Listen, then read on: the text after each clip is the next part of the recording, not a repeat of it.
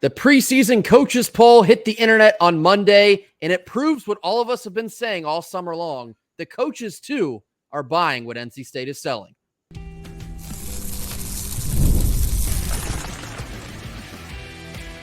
You are Locked On Wolfpack, your daily podcast on the NC State Wolfpack, part of the Locked On Podcast Network, your team every day. What's up, Wolfpack Nation? It's time to get locked in with Locked On. Thanks for making Locked On Wolfpack your first listen each and every day. We are free and available wherever you get your podcasts and on YouTube, part of the Locked On Podcast Network, your team every day. Today's episode is brought to you by FanDuel. Make every moment more. Sports have stopped sporting the way we want them to. We can't wait for fall to come back around. But until then, this summer, FanDuel's hooking up all customers with a boost or bonus daily. That's right. There's something for everyone every day all summer long. Just visit FanDuel.com in order to get started. Happy Monday to all. As always, I'm Grayson Boone, joined by former Wolfpack defensive tackle Kenton Gibbs. Kenton, we've gone through several lists over the course of the summer, just inching closer to kickoff here at the end of this month. This Monday, we got the Preseason Coaches Poll put out by USA Today. It's one of the main polls that hits the streets before the AP poll will likely come out here, maybe this week or maybe in a couple short weeks. But the Coaches Poll is always fascinating to me because it's what the other coaches around the country think is actually going down amongst college football. For those of you watching on YouTube, I'll now pull this list up. So as you can see, you have the usual suspects outlining, I'd say probably the top 10.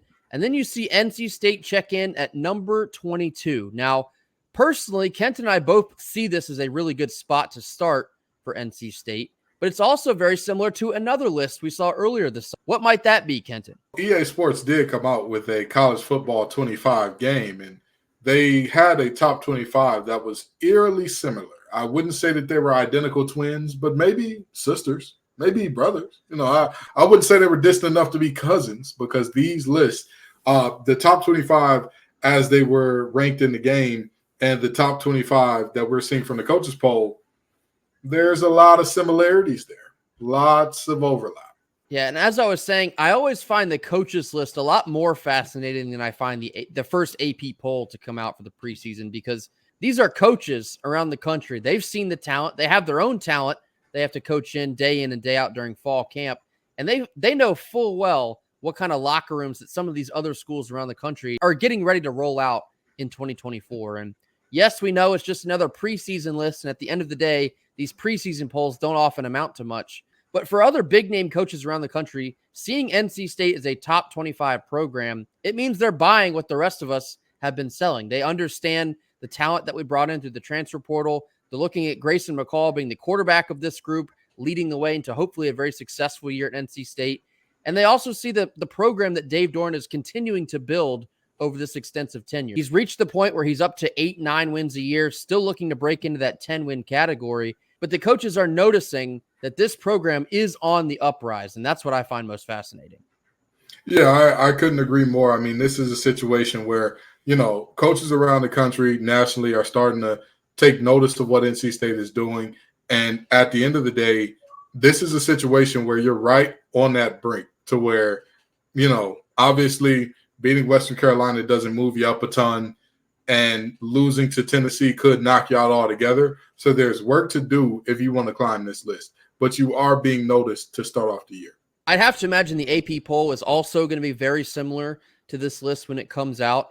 And we've talked at lengths about how important these Clemson and Tennessee games are for NC State this season. You see them right here on the list. They're right next to each other, number 14 and 15. So for NC State to start the season at number 22, and then again, I don't want to get too far ahead of ourselves, but we're going to beat Western Carolina. I'd be on the floor, down bad as I've ever been if there's another result than a win. But to see Tennessee in week 2, they're probably going to be somewhere around that 15 mark.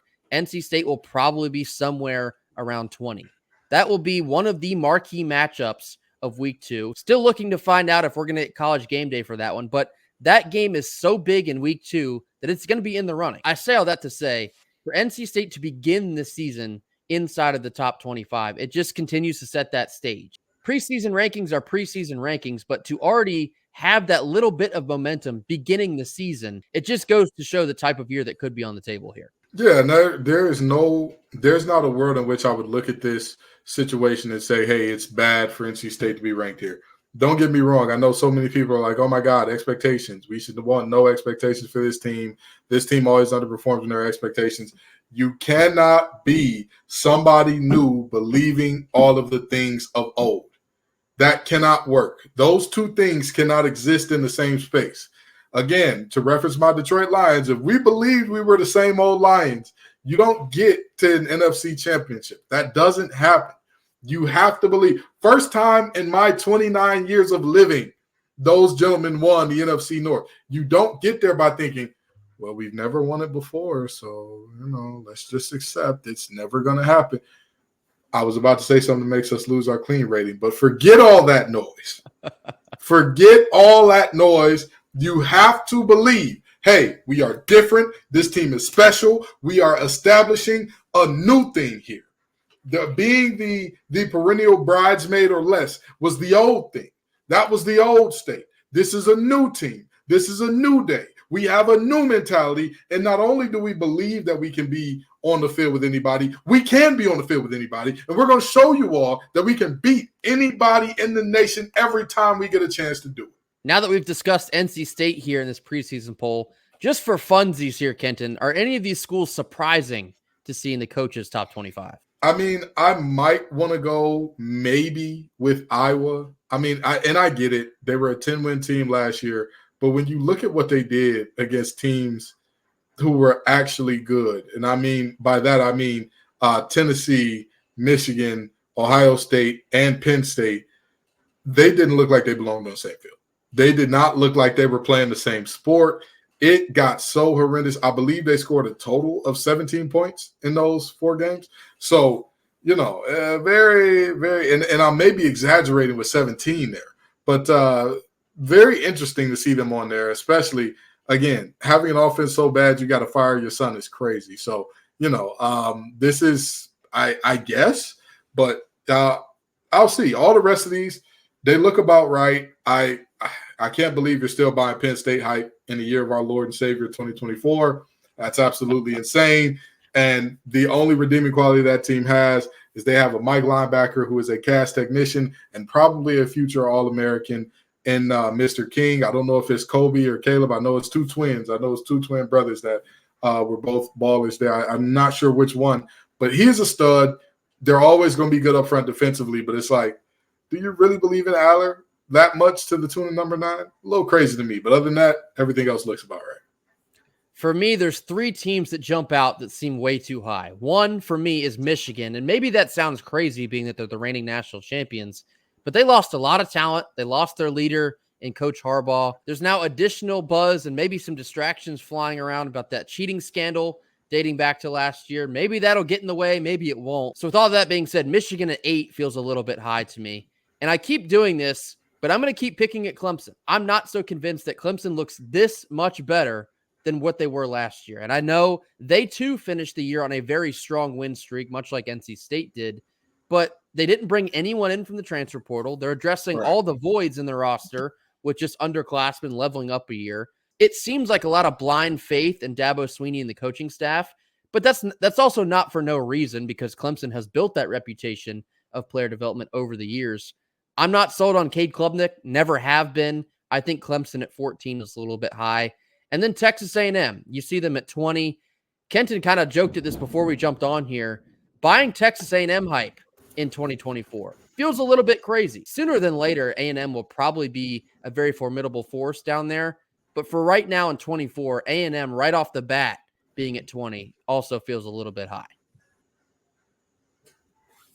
Our first sponsor of the day is eBay Motors. Passion, drive, and patience, that's the formula for winning championships. But it's also what keeps your ride or die alive. eBay Motors has everything you need to maintain your vehicle and level it up to peak performance. From superchargers to roof racks, exhaust kits, and LED headlights, whether you're into speed, power, or style, eBay Motors has got you covered.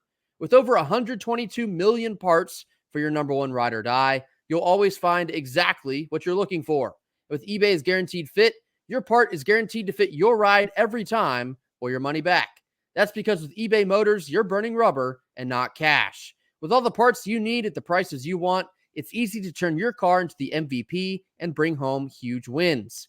Keep your ride or die alive at ebaymotors.com. Eligible items only. Exclusions apply. Thank you for making Locked On Wolfpack your first listen of the day. For your second listen of the day, you should enjoy the Locked On College Football podcast. Spencer McLaughlin gets you ready for an exciting season on the gridiron with discussion on the upcoming season and ever-changing landscape of college athletics. This includes conference realignment, the transfer portal, NIL, new college football expanded playoffs, and more. Locked On College Football is available on YouTube and wherever you get your podcasts. Part of the Locked On Podcast Network, your team every day. Middle portion of our Monday show, now discussing a recent crystal ball that became evident across the internet. Four-star safety Jordan Young of the 2025 class is a safety out of Monroe, North Carolina. We've discussed Jordan Young on this program a couple weeks prior when he expressed more serious interest in NC State after Clemson had been the front runner for quite some time. But recently, in the last couple of days, and actually I believe Corey Smith of Pack Pride logged one as soon as today, Jordan Young looks like he may be considering NC State as his future home. Come on down, Jordan. Come on down, Mr. Young. Let me tell you something. I have talked about this a lot. The idea is simple. Dynasties are built when your stars stay home, period. And here's the best part about a dynasty being built because your stars are staying home. A lot like Kevin Durant going to the Warriors. A lot of people say the Warriors didn't even need KD. They just needed him to not be on the Thunder. Well, the similar principle works out here for NC State. Think about how many great players left the state of North Carolina and did not go very far. They went to places we'd have to play them. Looking at you, Dexter Lawrence, went from Wake Forest to a place that we were going to have to play every single year in Clemson. How much does it impact your team to now have an All-American like that on your squad and doing great things? And the same thing goes for Mr. Young here. Having this guy on the team is immensely impactful because he's impactful. But again, it's that idea that you keep your stars home, you get that momentum built. You get that, what are they doing over there? What are they building over there? All of a sudden, you start to change your reputation instead of being, they're always the team of next year. They all of a sudden become, wait a minute, they're conference champs now. Wait a minute, they're a playoff team now. Because if you win the conference champion, you are de facto a playoff team. Wait a minute, they're a playoff team now. It changes the whole tone around your program. It doesn't, I have said this multiple times. If you win it, these guys will be coming. They'll be flooding in. You'll see all of these 5 stars that you're like, wait a minute, we never would have had a shot 4 or 5 years ago. They're going to be Wolfpackers because, again, players want to win. Players don't want to leave home. They don't want to go super far away generally. So with that being said, again, find a way to win it. Find a way to get this young man to commit, and you'll be in a great space. A lot of these bigger name prospects that we've spent a lot of time talking about these last couple weeks, much like Kent, keep arriving to that same sentiment. To get NC State into that next level of college football prestige, you have to get these bigger name, bigger time prospects that are in the state of North Carolina to commit to you and stay home. Folks, apologies for the shorter Monday episode. We're having severe Wi-Fi issues at the moment. I believe it's due to some of this tropical storm nonsense that's coming up the East Coast right now. We're going to take the rest of the content from Monday and put it onto Tuesday's episode. So relatively short episode for you on Monday. Much more to discuss for the rest of the week. Thank you all for joining us here on Monday. We'll see you all again tomorrow. And until then, go Pack.